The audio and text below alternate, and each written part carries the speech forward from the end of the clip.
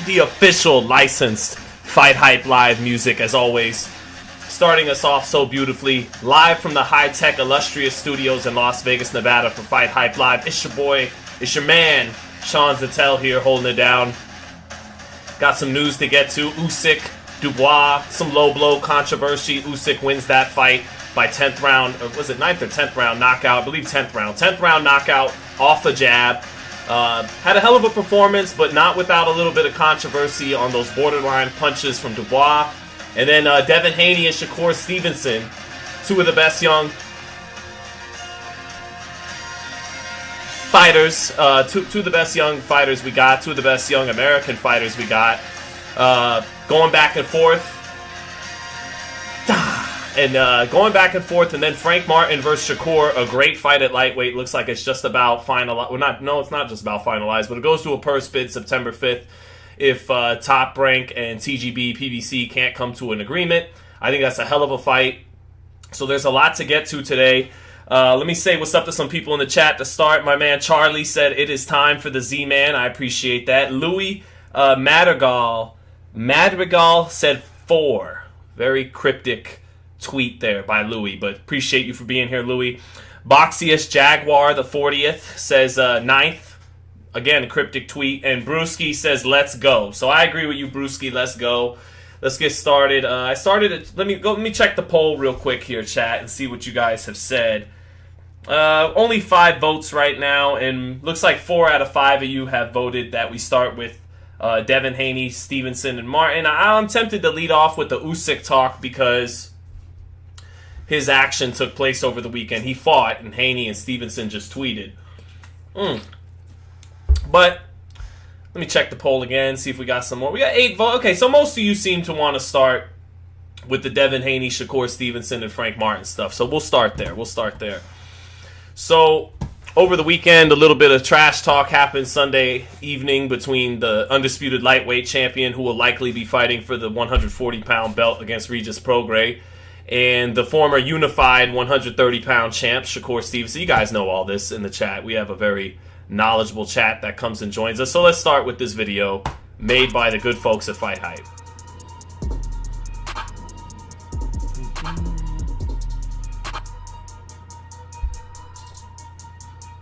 Is that Aiden Ross? That Shakur chat? I don't know the streamer that Shakur's messing with. It's not Aiden Ross though, I believe, right? But anyways, Devin saying bro's getting more and more corny. I think what Devin's getting at is that Shakur's taking a page out of the Ryan Garcia book. And then Devin responds, you're a bitch, just like your bitch ass. I'll let you guys read the tweet.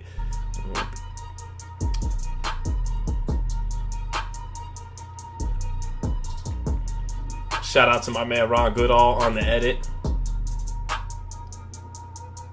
So Devin raised him one better. He says, you're going to make a your daddy joke, I will make a yo mama joke and do you one better.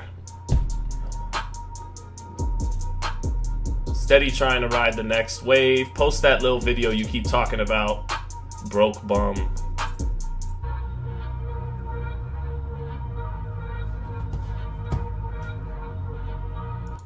And then that was part 1. 25. Part 1 of the saga. And we will go to part 2. So then Shakur winds up leaking that video that has kind of went viral on boxing Twitter and everything. Here it is. You get what I'm saying? The first thing that I don't even know how it happened because we thought that we was getting points. You get what I mean? Because Core is a Olympian Core. Always then got in on Devin. Nigga, where you tripping? You niggas, y'all, nigga, the whole shit started because it was live that we're in there with Core. Not Core is getting out on us. Like, he's the big nigga. He's the big homie. And the shit, it was never. We would always, nigga, first the gap was like this. The gap got closer always up. If you got off any with Core, it was a plus. If you just had a good day, that's how it was. All the way up until now, brother. That's why I told you, I said, inside the weight classes, when we moving, just like niggas is moving now, brother, if it's too hot at 30, we already ready to go to 40, bro. That's the line that is getting Devin criticism right now. If it's hot at 30, we'll go to 40. All right, so one thing, and I can relate to Bill on this because of, what happened to me a couple weeks ago. But, Bill's getting taken out of context right there. So it doesn't sound good to the fans, some of what he's saying in there. But I imagine it's a part of a bigger conversation he seems to be having with someone from Shakur's team. And so I just think Bill's trying to be smart about matching his son with Shakur Stevenson. I think Bill, when Devin, before he turned pro or early in his pro career, he estimated that about 3 or 4 guys, Teofimo Lopez, Gervonta Davis, Shakur Stevenson, would be the career-defining fights for his son. And he wanted to make those fights at the best, most advantageous moment for his son, not for the other side. That's something I'm sure he learned from Floyd Mayweather and other people, coming up in Las Vegas with his son when he moved out here from the Bay.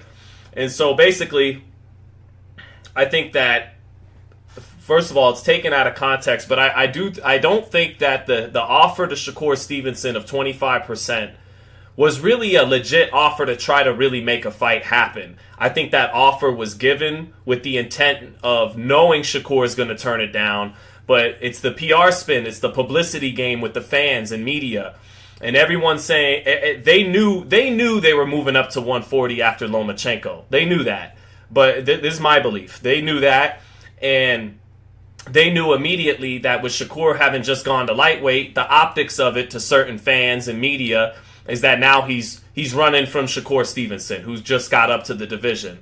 I favor, and so what they tried to do is offer that 25%, knowing Shakur will turn it down, as media spin, knowing that it'll look good for them. It'll get them back points with fans and media, and it's all kind of political theater. That's what they would call it in politics, political theater. And that's kind of what it is. And so then Devin gets to make a good point about, well, I took the short end of the stick to fight Kambosos, but the difference there is you're going to beat Kambosos. Stevenson and Haney's close to a 50-50 fight, so when you take 50-50 type fights and you've been an established champion in your own right, if you're Shakur, you want more than 25%. So it's a little bit different situation than what Devin was trying to compare it to.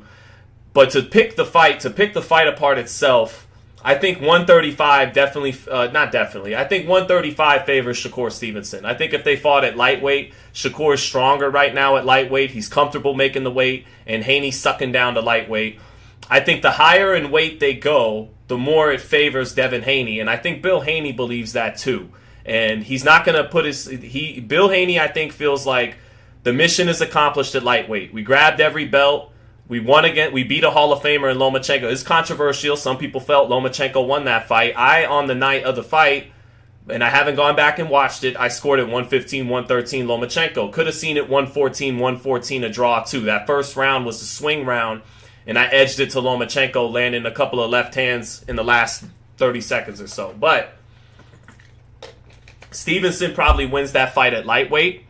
At 140, Devin's chances increase, and if he ever gets Shakur at welterweight, I think that only helps his chances. But I think Team Haney's doing the smart thing, because there are no excuses, as Ryan Garcia found out when he sucked down in weight to fight Gervonta Davis. When you fight in these big fights, there's no excuses, and sometimes, most of the time, you only get one crack at it. So if Devin can't make lightweight comfortably, he's doing the smart thing and going up to 140, because you got to be at 110%, not 100%, 110%, like Crawford was against Spence. He wasn't 100%. He was 100% against Kell Brook. He was 100% against Mean Machine. He was 110% against Errol Spence. So I think if you go back and watch their sparring, when they sparred as teenagers, when Devin tried to box with Shakur on the outside, Shakur got the better of him. He's a little bit sharper up the gut, up the middle. His punches come out a little bit sharper up the middle, and he's got and Devin struggles to get the jab off against southpaws, and Shakur still gets his jab going and his 1-2s down the pipe going. But midway through that sparring session, and I think it's still up on Dante's Boxing Nation, Devin began to figure out, I'm the bigger guy, and he started going forward and putting pressure on Shakur, getting him to the ropes, getting to his body.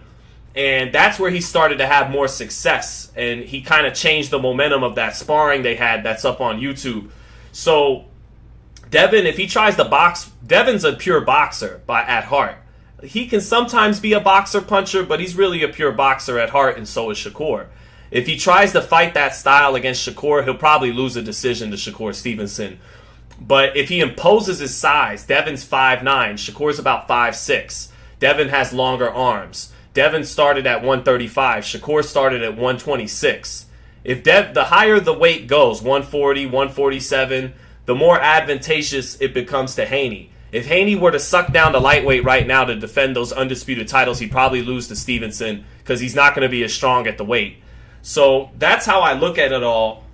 Some people will say, Haney's ducking and all that, but I think he's doing the smart thing by himself in his career. His dad is a smart guy with how he moves. And so we'll see. I don't think we see that fight anytime soon. And again, at 135, I favor Stevenson. At 140, it's probably a 50-50-ish fight. And then at 147, Devin one day is going to grow into a full welterweight at 5'9", long arms. And I think that, at welterweight, that might favor Haney one day. So, we'll have to see. But let me read a little bit from the chat for a second here. Ralph the One says, bro, nothing you're saying matters. Bill said it in that video. They want no smoke. Yeah, but Bill they don't want no smoke right now. I agree with you.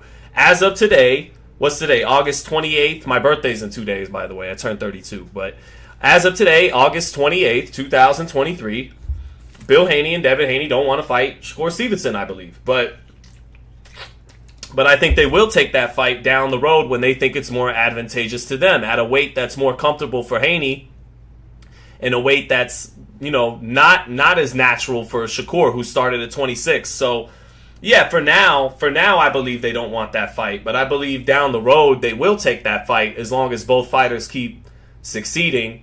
So we'll see. But let me see what else. Yeah, but who knows when that video was taken, says P. What chance do you give Frank in beating Shakur? Asks Glay07. I will answer that in just a minute. We'll get to Shakur and Tank in just a minute. Jennifer, what's up, Jennifer? Says it's professional ducking. I get what you mean. It is ducking that was made famous by Sugar Ray Leonard and Floyd Mayweather and Riddick Bowe against Leonard.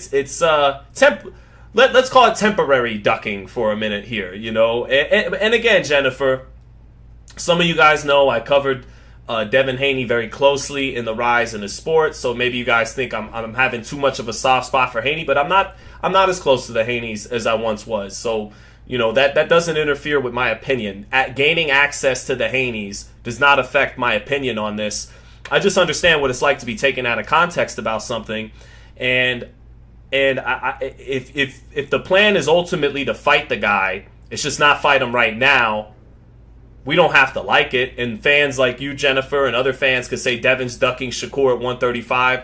But as long as you eventually get in the ring with that man in your primes, then I'll allow it. Like Judge Mill Lane used to say on Celebrity Deathmatch. Shakur got the weight class ducking, says P. Well, it looks like he might get the Frank Martin smoke, but I get what you mean. Vasyl Lomachenko has turned him down officially, publicly. Devin Haney gave him a lowball offer and has moved to 140, so I get it. George Kambosos said he doesn't want to fight him. William Zepeda says he doesn't want to fight him. Isak Cruz says he doesn't want to fight him. So I get what you mean. When it comes to a Tank Davis fight, he's got to sign with TGB, PBC to make that fight happen. So it's I get what you're saying. He is not someone fighters are not. This is an understatement. He's not someone fighters are banging the door down to get in the ring with. That's for sure. But I'm not just convinced. Right to my point. London Coaxum says Shakur over everybody. Look, I think Shakur is definitely in the top 10 pound for pound, in the bottom half, because him, Tank, and Devin not as proven as some of the veterans yet, like Bivol, like Crawford, like Usyk and Inoue, but they're on there, in my opinion.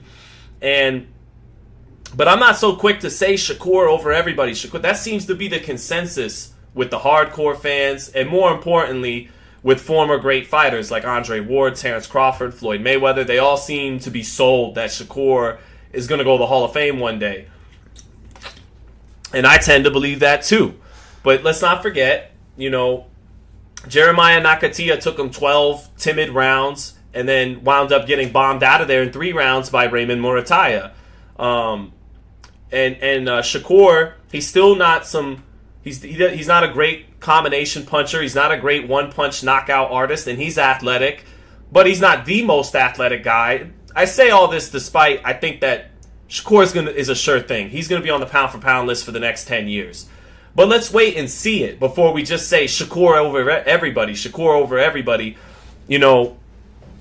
I favor him over Haney at 35.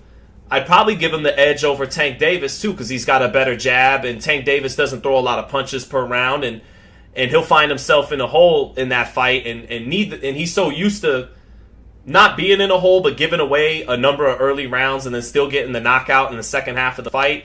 I don't think he could get away with that with Shakur as much. He'd have to be busier against Shakur and a little more aggressive, because a guy like Shakur is not just going to walk in like Ryan Garcia and Rolly Romero and let him be the counterpuncher. He'd have to be more the aggressor against Shakur.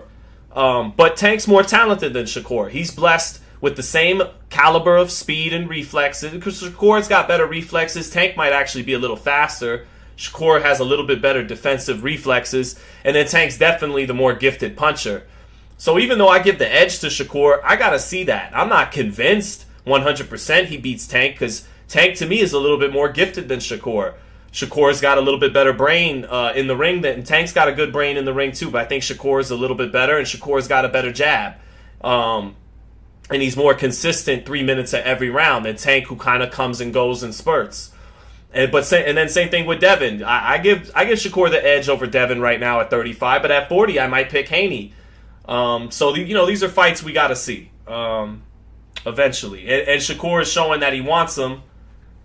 But Shakur is lagging behind a little bit in the marketability game. Not that he's doing bad, but Teofimo has fought guys like Taylor and Loma and draw 1 million plus ratings on ESPN. I believe Shakur did 1 million rating with Valdez. But Teo's been undisputed, lineal in 2 divisions. Devin's been undisputed. Devin has fought on pay-per-view. Shakur has not. Tank's a pay-per-view star, so he's got to keep putting in work to make these guys get in the ring with him, because no one, for the most part, they're not willingly going to do it. He's got to keep kicking ass and make enough money at the box office to force them into the ring at some point. What Marvin Hagler say back in the day, that you got 3 strikes against you if you're really good. You're a southpaw and you're black, so he's got a little bit of that going on. Demetrius Andre's got that going on. That's just an old phrase by Hagler, that those guys have a hard time breaking through and getting those mainstream caliber fights because they're so risky. But we'll see. I'm not. Again, I'll reiterate, I don't think Devin Haney's trying to fight Shakur Stevenson right now. I do think that was a lowball offer intended to be rejected a little bit, but at the same time, I understand what Team Haney is doing. You can't take these fights at 90%, 85%. You got to be 110% for the biggest fights. So I think it's a smart thing they're doing by not sticking around lightweight when Devin is clearly starting to suck down and lose a little something and getting down to 35. So we'll see. Uno Dos says that forget about the weight. Shakur has better skills than Tank and Haney, period. And he's sparring Crawford and Johnson. I think you mean Delonte Tiger Johnson. Day to day. He will win those fights whenever they happen, says Uno Dos. Uno Dos saying it with the conviction that all Shakur Stevenson people have the conviction with. Me defending Haney is more ifs. If at 140, Devin's going to be stronger at 140 than he was before. If he fights a little bit more aggressive instead of trying to box score. So I recognize that. That on the Haney side, there's a few more ifs when someone like me is discussing his chances of beating Shakur, and everyone just seems so, solidified in their opinion of Shakur. But Shakur is kind of the least proven out of all the original 4 kings. Teo's 2-time lineal. Devin's been undisputed. Gets the nod over Lomachenko. And then even him and Tank, it's a good discussion. I'm a traditionalist, so I give Shakur credit. He did something Tank never did. He became unified lineal champ in a division.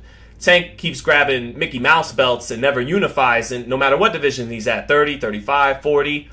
But when you take belts out of it and you make it just about caliber of opposition, I think Tank has probably fought a little bit better quality of opposition than Shakur, because Barrios is a legit guy. It was a Mickey Mouse belt, but Barrios is a legit, guy. He's a good fighter. Leo Santa Cruz was small, but is a good fighter. 4-division champ. Was small but fresh. Was in his prime. And then Tank knocks him out. Rolly Romero, an underrated athlete, an explosive athlete, a dangerous guy. Got a full title holder at 140 with a dubious stoppage, but he became a world. Technically, the win hasn't aged that bad because the guy went on to win a belt at 140. But and then Ryan Garcia, never been in a title fight, but very fast hands, tall kid with a good left hook. That's a solid win. Jose Pedraza's a solid win. So he's got about 4 or 5, close to a half dozen solid wins, not career-defining wins. And at the age Tank's at, almost 30 years old, most great fighters had career-defining wins already. So he is being protected a little bit. Even this Frank Martin stuff is Tank being a little bit protected. It's smart business. Usyk Cruz sells a lot more pay-per-views than Frank Martin would. But Usyk Cruz is also not as dangerous a fight for Tank Davis as Frank Martin, and that's part of why Frank Martin isn't going to get a fight with Tank Davis either. So, but to move on to something for a minute here, chat. We got about 250 people. It's good to have everyone in here. Was Southpaw TV in the chat going ham? What's up, Southpaw? Lester Walnut says, shout out Big Bill Haney. Next Gen Combat Sports TV says, I think Rolly could be the modern day Maidana. I thought Rolly could be the modern day Mayorga. But actually, one thing Chino Maidana and Mayorga had, coming from Nicaragua and Argentina, they came, and Rolly comes from the hood out here in Las Vegas, but they came from fucking poverty, third world country shit.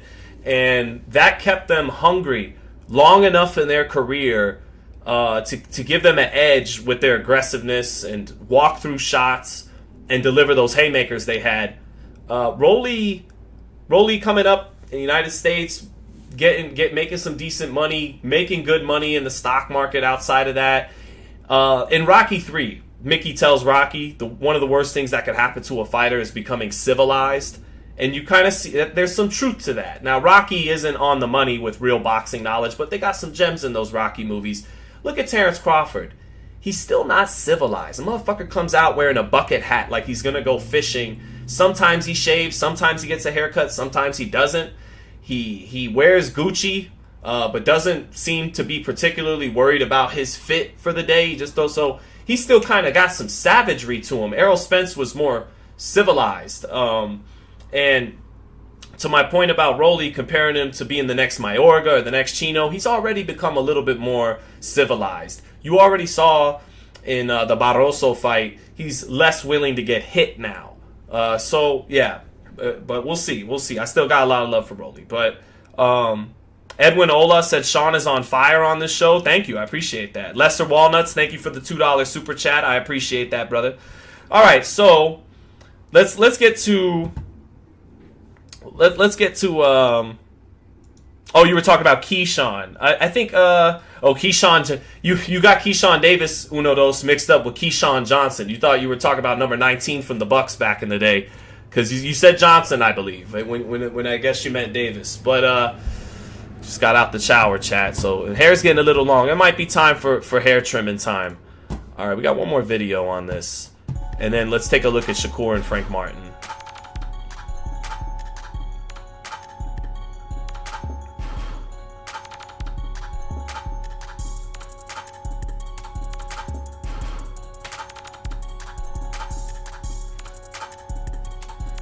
I didn't record the video, nor did I tell the person who was with me to record that shit.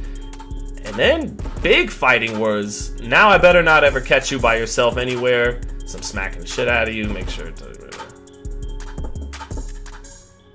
Well, Devin's from the the Aaron Pryor, Floyd Mayweather, Muhammad Ali, Manny Pacquiao school of fighters that just got 100 people around them. That's how all those guys were. Apparently there's something successful to that formula. As much as we all like to say, oh, you got to have 100 people around you kissing your ass and blah, blah, blah, a lot of the great ones seem to do that. So I don't think... I just say that to say, despite Shakur's request, I don't think he'll be catching Haney alone. That's... Keyshawn, give me the damn ball, Johnson. Exactly, Charles N. Me and you can go somewhere and fight for real, and I'll bet that 25... All right, quickly, chat. Don't clip it.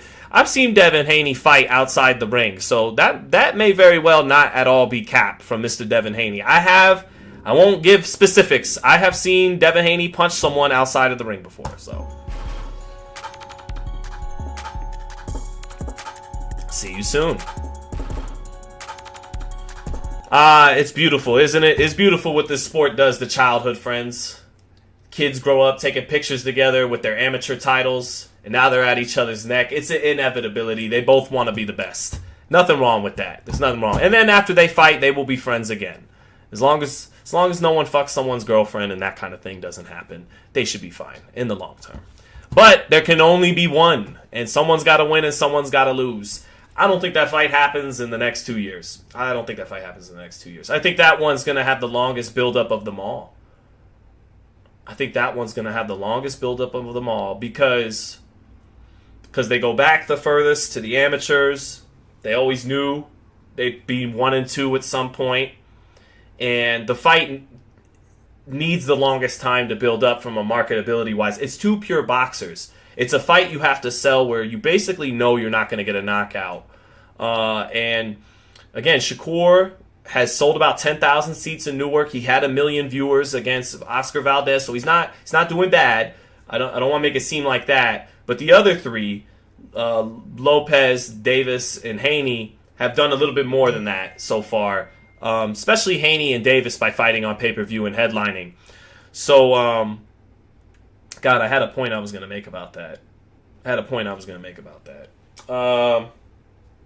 Sheesh. Yeah, there can only be one. Someone's got to win and someone's going to lose. I lost the point I was going to make there, but yeah. So, all right, let's take a look here. Oh, excuse me. Right. That fight had... now I remember. That fight's going to have the longest build-up because it needs the longest marination to be a big money fight. Tank Davis and Devin Haney is already a big fight. Teofimo and Devin Haney already has had a couple of years of bad blood mixed into it. Arguments over who was really undisputed. Devin saying you were never undisputed and then became undisputed. They've talked a lot of shit for a long time. It's contrasting styles. A knockout can happen in Tank versus Devin or Teo versus Devin. A knockout probably, in all it just won't happen in a fight with Tank or with Devin and Shakur. So I actually think Devin and Shakur is going to be the last one on the bill. But Shakur's 26 and Devin's 24, so that's okay. That fight can happen 3 years from now, and they'll be in their physical peaks at 140. Maybe Shakur has to chase Devin up to 147 on Devin's terms to make it happen, but we'll see. I do think that fight will happen, and it'll happen in their primes. And Shakur will probably be the favorite when it happens, but just because he's the favorite, I'm not convinced fully he beats Haney, because Haney's got a size advantage, and by the time they fight, they'll be fighting at a weight where Devin's the naturally bigger man. So we'll see. Jennifer said Devin ain't selling any more tickets than Shakur. He did against Lomachenko, and I know part of that is because he fought Loma, who's done good ratings on ESPN. But Devin, he didn't. Now, Jennifer, to be fair, he didn't sell tickets against Jojo Diaz or Jorge Linares. Not really. I mean, he sold about 5,000 or 6,000 tickets in Vegas against those guys. But I imagine that ticket selling has gotten a bump from being undisputed, and then a bump from being at a sold-out NGM pay-per-view fight with Lomachenko. So we'll see. Aiden Johnson said, salute to FightHype in the chat. My opinion on Haney and Shakur is that if they do run into one another, that could be what we really need to build the fight up sooner, and it can grow as well. See, this is why I love my chat. Good shit, Aiden Johnson. Very, very good, clear thinking right there. Good stuff. Shakur is a jealous fraud, says Bullet Gibson. I don't think Shakur is a jealous fraud at all. I think Shakur is hungry. He's hungry. He's hungry to fight. He believes he's the best, and he's ready to show it. So I'm fine with that. So it's going to be prolonged like Floyd and Manny, says Buckham. Floyd and Manny didn't happen until Floyd was 38 years old and Manny was 36. I don't think they're going to be that old. I think they'll get it done in their late 20s. So, all right, but let's get to this right here. I know you guys probably tune in and you want more hot takes. You want Devin's ducking Shakur. Devin beats Shakur. I can't. I'm sorry. I got to keep it a little logical for you folks. I can't help myself. All right. So shout out to Ben, baby.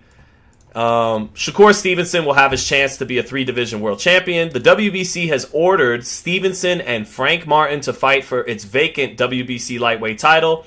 A source told ESPN's Mark Kriegel on Saturday there are ongoing discussions between Top Rank, which promotes Stevenson and Martin, who is managed by Premier Boxing Champions.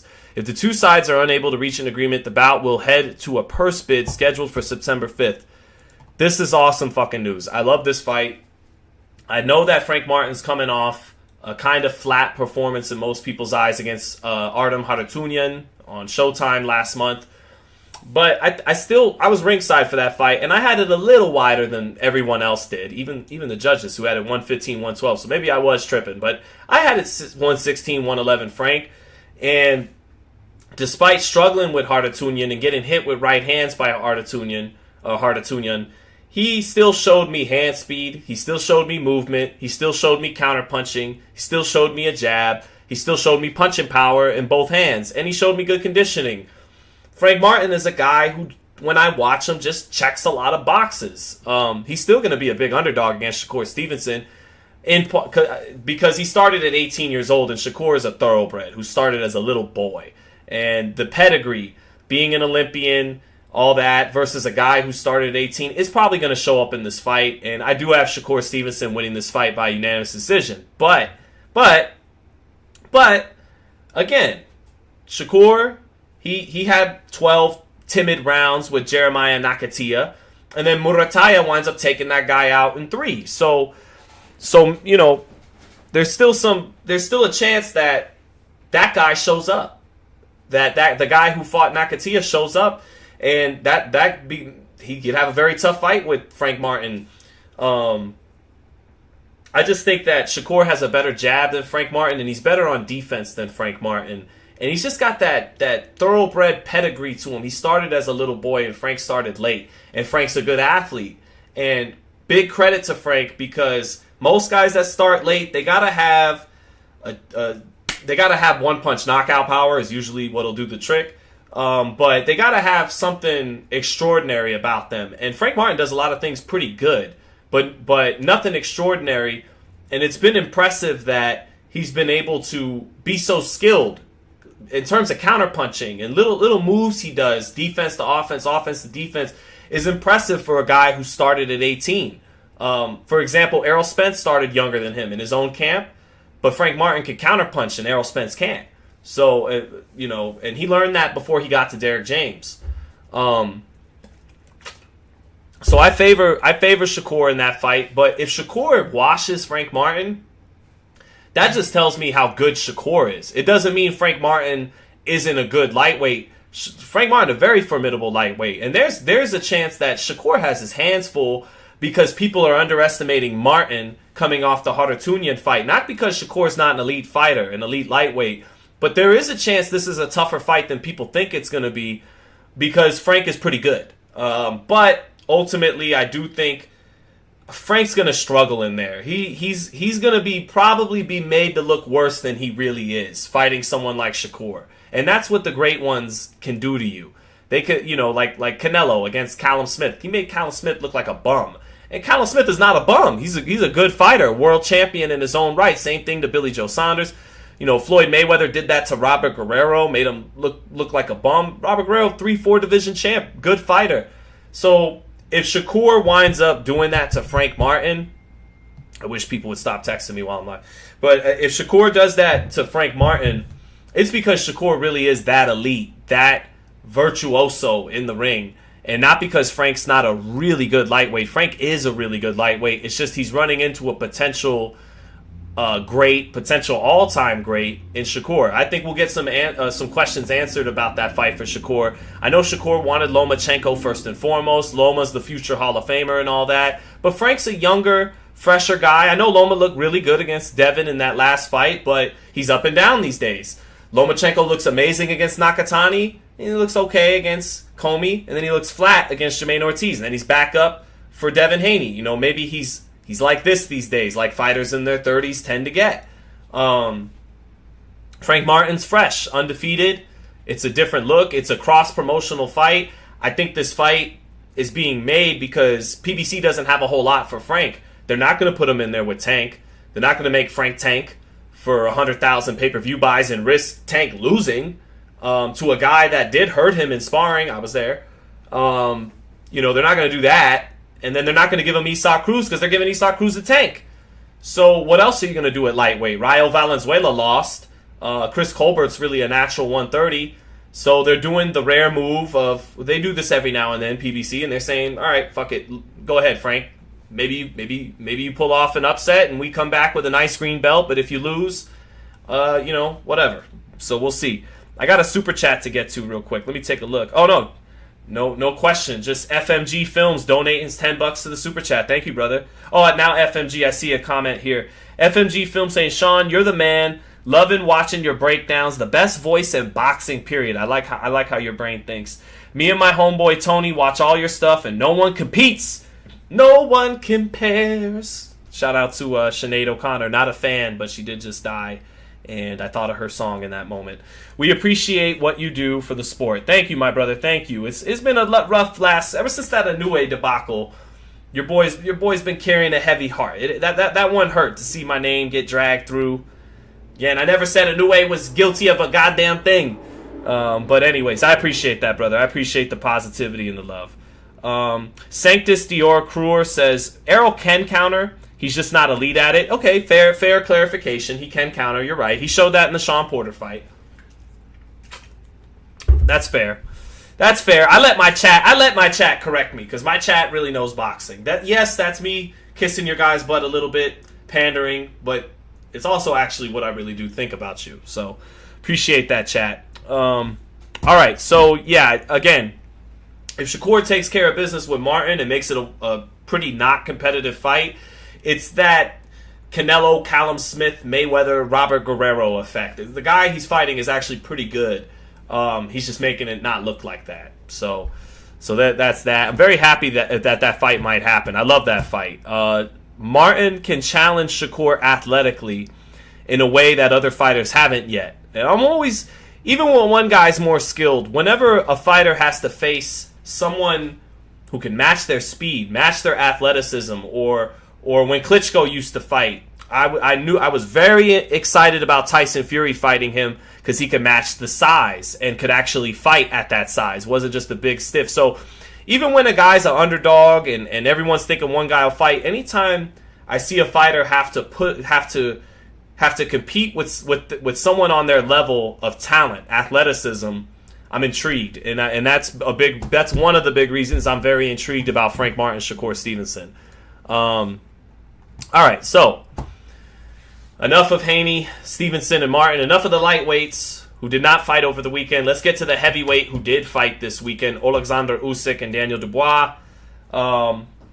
So a lot of controversy going on a little bit on Twitter and everywhere else about the was it low, was it not low with Daniel Dubois. Live calling that fight, I thought it's a borderline 50-50 punch, kind of up to the discretion of the referee.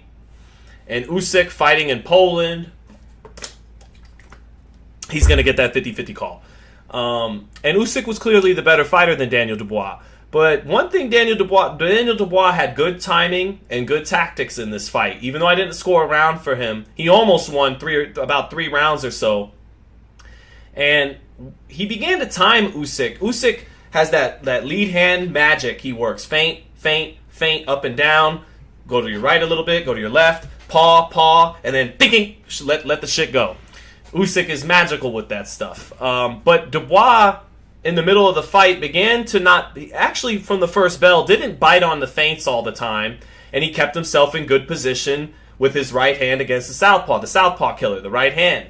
And he was just too slow. He was just too slow. Sometimes he had good positioning and good timing, but when he pulled the trigger, it's too slow. Usyk would see it coming halfway through its trajectory. But he timed him beautifully on that right hand to the body. And it's a borderline shot, and it doesn't get called low. Usyk ultimately wins that fight because he's the better fighter by a good margin. But, Daniel Dubois and his fans have a right to be upset about it. Look, here in Las Vegas, Andre Ward, who was going to stop Sergey Kovalev regardless of the sequence of body shots or low blows, however you look at it, that finished the fight. And Kovalev was tired, and Ward was picking him apart and was going to win that fight. But so I don't say that to take away from Dre, but the punches that Kovalev got hit with when he got stopped here at the Mandalay Bay were lower than the punch that got called low against Alexander Usyk. And fighters have been the problem. It's tough because fighters have been getting away. I mean, De La Hoya used to wear it up to here. Fighters have been getting away with wearing their trunks above the navel for decades. And he hit him right on the belt line, which means he hit him right around the belly button, which means that's key word, belly button, not pelvic button, belly button. So I think he hit him in the abdomen, which some people would say that means it's a body shot, technically. But it is a belt line shot, and the referee tells you anything on the belt or here is low. So it is what it is. Technically, he didn't hit him to the pelvic area or anything like that. He hit him still in the abdomen. Again, it's called a belly button, not a pelvic. He hit him right around the belly button. But it is what it is, and Usyk, ultimately wins that fight because he's the much better fighter, and he had a very good performance despite that body shot. I'll touch on this more in a minute. But Tyson Fury beats Alexander Usyk. I've always said that. I'll get to that in just a moment. But my man Michael Hunter II, and let me do a light flex here.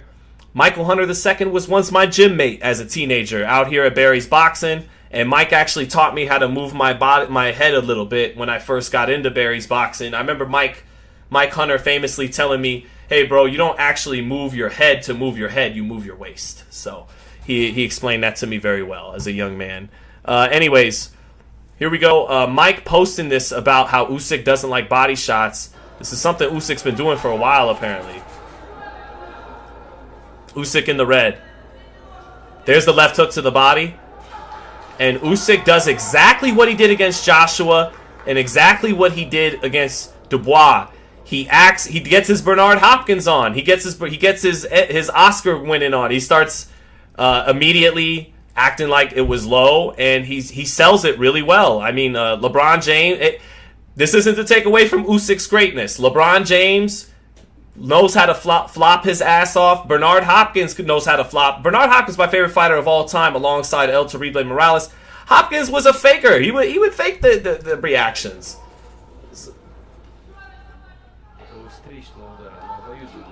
Not every time. Sometimes Hopkins wasn't acting. He really got fouled. But sometimes Bernard would win an Emmy, would win an Oscar. There's another one against Artur Beterbiev. Oh, that's a clean body shot. Right hand to the body. And the referee called it that time. He didn't go for the sell job.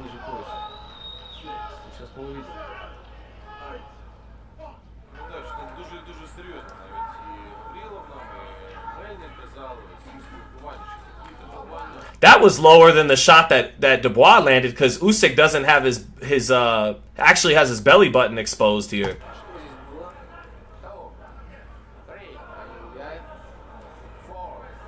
And the referee called it. Referee calls it. And that to me was lower than the shot that Dubois landed. But the referee called that a knockdown. So even in Usyk's own career, there have been times he's been hit with those borderline shots, and the referee has called it a knockdown. And Joshua's even looking at him like, "Come on, bro." But Usyk's a monster with the cross. The cross is such a good touch. Right here. Oh, that's beautiful. That's beautiful. That's fucking Ric Flair level sell. That's beautiful job by Usyk. I'm not even being. I mean it. I mean it. I'm a Bernard Hopkins fan. I can appreciate this stuff. Hold on.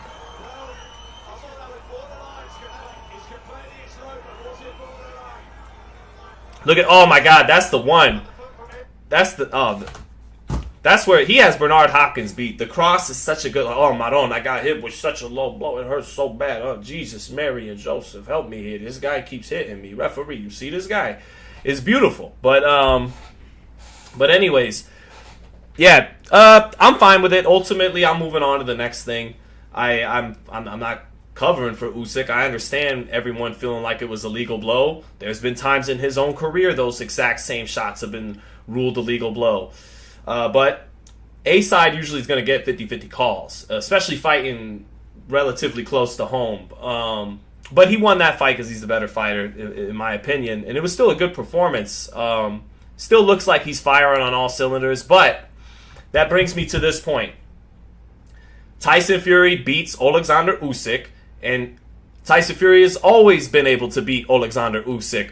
Hardcore boxing fans, and I guess boxing hipsters we could call them, but hardcore boxing fans have convinced themselves, because they've been so infuriated with Fury not taking the Usyk fight for undisputed. Boxing fans have convinced themselves that because they feel Fury's ducking Usyk, that Usyk actually beats Fury. Kind of like the Mayweather-Pacquiao stuff, where a lot of hardcore fans convinced themselves that Mayweather was ducking Pacquiao, and then that later convinced them that Manny was actually going to beat Floyd. When if you knew your boxing, you knew the counterpuncher always had an advantage over the aggressive fighter coming in. Gene Tunney said it over 100 years ago. At the highest level, more times than not, a great boxer licks a great brawler, a great puncher, a great slugger. And then Juan Manuel Marquez gave you the foreshadowing that Floyd would have beat Manny.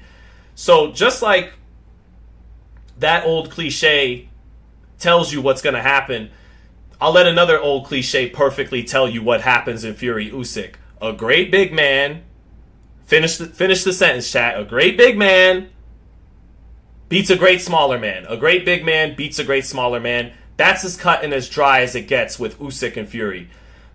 Usyk, with his lead hand magic, with his constant feints up and down, side to side, constant feints, pawing with the jab, never knowing when he's going to shoot the piston jab or when he's going to paw with it or when he's just going to feint. You never know what's coming with the lead hand. And then that straight left hand is so compact, so quick, so well thrown by Usyk. And then, he can touch you with every shot in the book to the body and to the head. And it always comes off angles. He's never just coming in a straight line. But against Fury, he's fighting a guy that can match all the lead hand magic. Fury has my favorite feints in boxing. He puts his head into it. He's got that great double feint that he does, and you don't know when he's going to shoot that jab. And he's got a beautiful up jab he shoots from his hip at 6'9". Fury is the one guy, most heavyweights trying to fight Usyk get mentally exhausted and then eventually just physically exhausted, because constantly biting on those lead hand feints and it just applies mental exhaustion. Constantly having to deal with that lead hand feint stuff that Usyk does. But Fury has great conditioning. He's the rare big man that has a good gas tank for 12 rounds. And he's the rare big man with Usyk coming up to cruiserweight. Usyk's always the quicker guy. Not necessarily so with Fury. Fury blessed with great speed for a man his size, great feet for a man his size. And that's not even what's going to win him the fight. What's going to win him the fight is now the secret's out on Usyk. He doesn't like it to the body. And Fury knows how to go to the body. And not only does he know how to go to the body, he knows how to use his size with Sugar Hill Stewart. He knows how to lean on you, maul on you, be big, fat, sweaty, and hairy, lean on you, and then bang you. And when he bangs you on the borderline shot, on the belt line, he's going to get away with it because he's not Daniel Dubois. He's Tyson Fury. And he's the A side in that fight. So he's going to get away with those shots. And Usyk, if he looks to the ref's probably going to tell him tough shit. And so that's where Fury really has the advantage. And the area that Usyk always has the advantage, boxing on the outside, The way Dubois began to time Usyk, he did it by not constantly biting on the feints, keeping his eyes open, and lining up the southpaw for the right hand. Fury has an excellent right hand. He knocked out Wilder with that right hand. When Usyk on the outside, he'll know how to walk Usyk into the right hand sometimes. And for every feint Usyk has, Fury has a feint as well. When Usyk steps out to the side, Fury has the footwork to pivot off and keep up in those regards. Usyk might still get a little bit of the better of him at long range. I'm not even convinced he does because of all the things I'm talking about. But he will get mauled on the inside. Derek Chisora, Anthony Joshua, and Daniel Dubois all hurt him to the body and all made him uncomfortable when they got physical with him. But the problem was anytime they tried to do that, they didn't have the skills to close the gap. Chisora did sometimes because he just wouldn't take no for an answer. He was on his ass, and Usyk wasn't as comfortable at heavyweight as he is now as he was then. But Fury, he doesn't just have to sell out to get on the inside. He could pick his spots wisely and get in there intelligently when he needs to because he has the skills on the outside and the speed on the outside, unlike those guys, to keep up with Usyk. So again, in my opinion, the boxing hardcores, they went too far. They convinced themselves that because they felt Fury's ducking Usyk, that Usyk will beat Fury. This fight ain't that hard to pick, in my opinion. It's as simple as the old timers used to say, a great big man beats a great little man. And that's how Fury and Usyk will play out, in my opinion. And now Fury knows what he's got to do in getting to the body. Fury knows how to get to the body, knows how to make it ugly on the inside where Usyk doesn't like it. And then he's got the hand speed and the skills and the smarts to keep up with the naturally smaller, usually quicker man in Usyk. So I got Fury all day. I always have. And now I think more people are starting to come to the light and see that Fury would win. People get tired of Fury and his antics. He retires. He doesn't retire. He talks a lot of shit. But the man's the best heavyweight in the world. And I think one of the greatest heavyweights of all time. People say he hasn't beat anybody outside of Wilder and Klitschko. They say that like beating Wilder and Klitschko doesn't prove a whole lot. I mean, I'm sorry, did he not end the reign of a decade-long dominant heavyweight champion? Did he not knock out the best knockout artist of the last 10, 20 years? That counts for a lot. You can't just say, well, without those two wins. It's like, okay, well, if you take away Joe Frazier's win over Muhammad Ali, who do you really beat? You can't do that. So that's me, man. I'm on one, chat. Did I cut it up? Did I get busy on those takes today? That's about all for my stream of consciousness, chat. If you got anything for me before we get out of here, please shoot it off. Let's do it. I hate it when I get these. My hair gets so long it starts flipping out at the end. No one cares, but I care. Wilder started boxing at 20, says Boxing King. He did, and the heavyweight division's the one you could always get away with starting late at, more so than the other divisions. Hassem Rahman started around 20 and became heavyweight champion. Deontay did. There's a few others, too. I think Sonny Liston started boxing late in life. The punching power is the equalizer. The heavyweight division's a little bit different than the rest of the divisions in boxing. Everyone says one punch can end a fight, but in the heavyweight division, that rings a lot more true than it does the others. If you have great power. And then in Deontay's case, he was also a great athlete. That is the one thing I think is a little underrated about Deontay Wilder is the right hand gets its credit as it deserves. He's a good athlete, a very good athlete. He can dunk and Joshua can't. He's a good athlete. And I think that's part of why he's had as much success as he has. I think if he was as slow and as stiff as Daniel Dubois, I don't care how hard you hit with the right hand, he wouldn't become a heavyweight champ. He wouldn't have been in the big fights with Ortiz and Fury he was in. That athleticism, his speed at 6'7", 200 plus pounds is part of why that right hand can find the mark all the time. It's what makes up for his lack of great skills is that he's a good athlete. So, Next Gen Combat Sports TV said the smaller you are, the more skilled you got to be elite. It's probably a fair point. What should Jared Anderson do next, Caleb? What's up, Caleb? What's up, S? Said shout out Sean from Birmingham, UK. Shout out to the UK. What's up?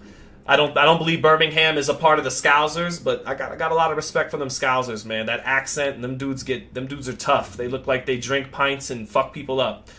Do I think Usyk beats Wilder? Hold on. First, I gotta get back to Caleb. Real quick to Caleb. What should Jared Anderson do next? Stay busy, just like he did. Quick turnaround. Stay busy. Stay busy. Keep developing. Stay busy. Stay busy. I think Jared Anderson for the rest of 2023, take it easy caliber of opposition-wise. Try to get 2 more fights in. Try to get 2 more fights in before 2023 against similar, like Rudenko. Guys with solid records but aren't really going to threaten him like Martin did. Finish out the year active and developing, and then in 2024, make the full transition to contender, and then probably 2025, it's time to take your shot. But 2024, fight Makhmudov, the undefeated Russian, who has fought on the same card as Jared. He's rated number 5 by the WBC. Fight Makhmudov. I think that's a solid step up. And then after Makhmudov, start looking at guys like Hrgovic to get into the mandatory position. And we'll see. We'll see. Shout out to Alien for the super chat. Thank you for the super chat, brother. Said, where does Tank's career go if he fights Cruz? It's like Groundhog Day. He beats Cruz. We all wait for Groundhog Day to see, is this the time now that he fights Haney or Stevenson or a truly elite lightweight, or do we get another solid fighter that's not elite, like Ryan, like Rolly, like Usyk, like Hector Garcia? But that's what I see. It's Groundhog Day with Tank again after the Usyk Cruz fight. We'll see. Let me see. Tay Day says, I need a recap on Shakur Haney, Brody. I'm sorry, bro. I gave it all. I poured it all out. Please rewind, Tay Day. Stick with me for the chat, and then if you got time today, just rewind. Rewind and go back to the, much love, Tay Day. Rewind to the beginning of the stream to get that take, brother. Let's see stuff. Keith Gordon. Thank you, Keith Gordon. Austin Ramos. Do you know Subriel Matias? I do know Subriel Matias. Fun fighter to watch. I don't think he's an elite 140. Doesn't have any defense. But I like him. Don't get me wrong. I like watching him fight. Very fan-friendly style. What's up, L-Dub Boxing? Oh, is that my man Boog? What's up, Boog? What's going on? Boog will tell you all your favorite fighters, who they're going to fight before your favorite fighter knows who he's going to fight. Caleb said, Sean, I agree with you. Jared Anderson versus Makhmudov would be very interesting. Part of me thinks Makhmudov would smother him. He tries to smother Jared, he's going to walk into too much. Jared beats him. He's just more talented. Makhmudov's big, and he's tough. Nice guy, too, actually, when I talk to him. But big, tough Russian. Got negative 5% bitch in him. He doesn't even have 0% bitch in him. He's got negative 5% bitch in him, Makhmudov. But skills pay the bills. Jared is much more talented, faster hands, can throw better combinations, better reflexes. So it's not an easy fight potentially for Jared. That's a big bear of a man from Russia in Makhmudov, but Makhmudov is straight up and down. He's big and strong, but he's straight up and down. Jared should be able to handle him. Seattle Rick, what's up, Seattle Rick? Good to see you, brother. Said Seattle in here. What's up, Sean Z? Great to see you, Seattle Rick. I hope to see you for a Benavidez Media Day again soon. I met my man Rick in Seattle for Benavidez's Media Day for Caleb Plant. Good to see you, bro. Let's see. Tank KO's Cruz, says Glenn. We'll see. It was a competitive fight even before he broke his hand. He was having a hard time fighting someone shorter than him, actually. Not only a guy shorter than him, but a guy who fights small, got that armadillo defense, tucks his chin very well. The anti-Ryan Garcia when it comes to tucking your chin. And I think Tank struggled with that a little bit. But using his jab more to set up openings and then making Cruz have to respond to the jab, he could catch Cruz in between shots. But Tank's got to use his jab more. If he tries to load up on single shot knockout shots and load up on power shots, I think Cruz keeps a pretty good high guard and keeps his chin tucked. And he's just going to cover up and wait until he gets Tank to the ropes to open up. He won't open up as much in the center of the ring. He'll play more defense, Cruz. So I think the way Tank mitigates that is open him up with using the jab. This stuff is all much easier said than done, by the way. That's why I sit here. But yeah.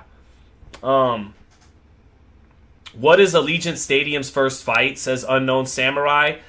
I think it's Canelo Benavidez. Yeah, I think it's that's my guess. I know Steven Espinoza talked about Ryan and Tank having a rematch there. Bob Arum talked about Tyson Fury fighting there against Francis Ngannou, but now, the champ can't come to America anymore. Damn you, Daniel Kinahan. Well, even though Tyson's a grown man who chose to have that relationship. But I miss covering Tyson Fury. But anyways, Fury and Ngannou's not happening in Allegiant, obviously. I don't think Ryan and Tank could fill out Allegiant. People saw it the first time and know what they would get a second time. I think it's Canelo and Benavidez. I think Canelo and Benavidez. Maybe Canelo and Crawford. But I think Canelo and Benavidez will be the fight that that I'm calling it here. That's my guess. That's my take. I think Canelo Benavidez is the first fight at Allegiant Stadium. Canelo smokes Benavidez, says Boxing King. I don't think so. I think Benavidez wins that fight. Even though I get it. I see what you see. David, tall, big target to the body, covers up like that. Boom! Left hook to the body. Down goes Benavidez in the 5th or 6th round early when Canelo's fresh. I get it. I see it. And Canelo actually, despite being a smaller man and Benavidez being a hell of a puncher, actually probably hits a little bit harder than Benavidez. That's how freakish his power is that he's carried up these weight classes. But I don't think Canelo gets Benavidez out of there early. And as that fight gets to the second half and Canelo in his 30s probably gasses a little bit, Benavidez comes on strong, throws a lot of punches per round. The things that gave Benavidez big issues against Plant, some of those things won't be there with Canelo. The movement. So I think Benavidez beats Canelo, but we'll see. That's just me. So Lulu says, who do you think ends up being the best 140 fighter with the current fighters in the division? I think it's Teofimo. I think Teofimo's the best fighter. I picked Teo over all the 140s. But Devin Haney moving up to 140 changes things. I give Haney the edge over Lopez because styles make fights to a degree, and Lopez is a counterpuncher. Even though he's buff and he's a good puncher, he's not a come forward pressure fighter. He's not a come forward, cut the ring off and go and get you guy. He's a like Max Kellerman says, he's a fast twitch fighter who really likes you to come to him and be the counterpuncher. That's why I knew he'd beat Josh Taylor and Lomachenko, aggressive southpaws. He looked worse against lesser fighters with a more difficult style. Sandor Martin, Nakatani, and George Kambosos. Nakatani didn't move, but he was long. He forced Teo to have to cut distance and fight on the outside. Kambosos moved a lot. Sandor Martin moved a lot.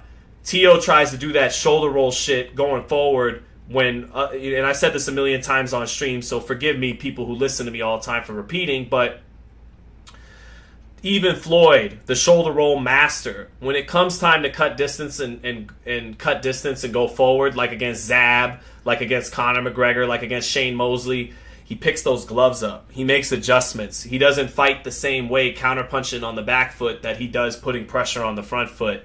It's something Teo hasn't adjusted to yet. So I'd have to give the edge. I say Teo's the best at 140, but I think Haney's the best at 140 if he moves up because I pick him over Lopez.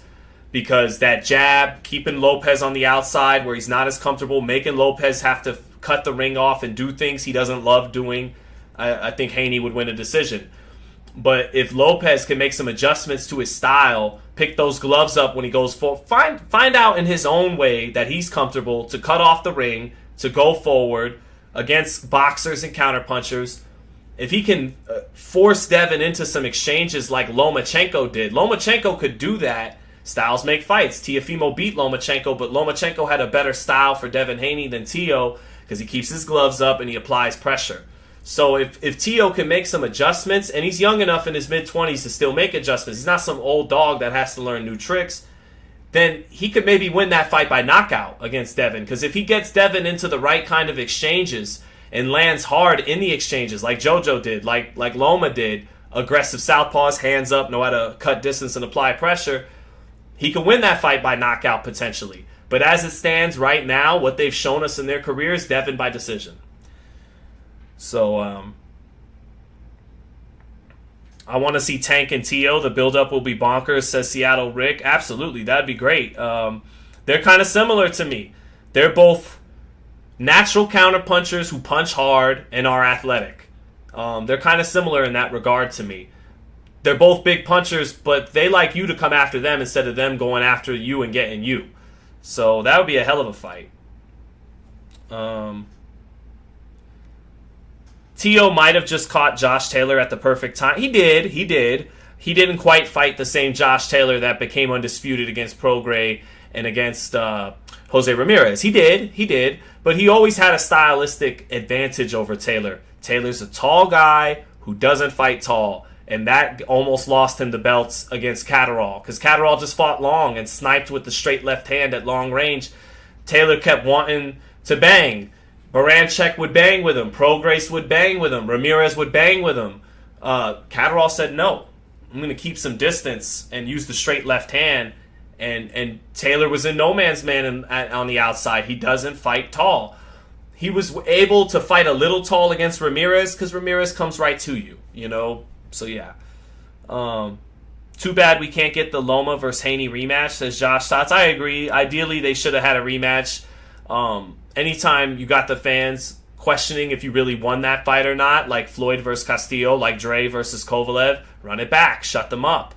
But I understand why Devin has failed to do that because his body is begging him to move up from 135. He's not 5'5", 5'6" like Lomachenko and Shakur and Tank. He's 5'9" with long arms. He's got to move up. His body is growing as a man. He's got to move up. It is what it is. So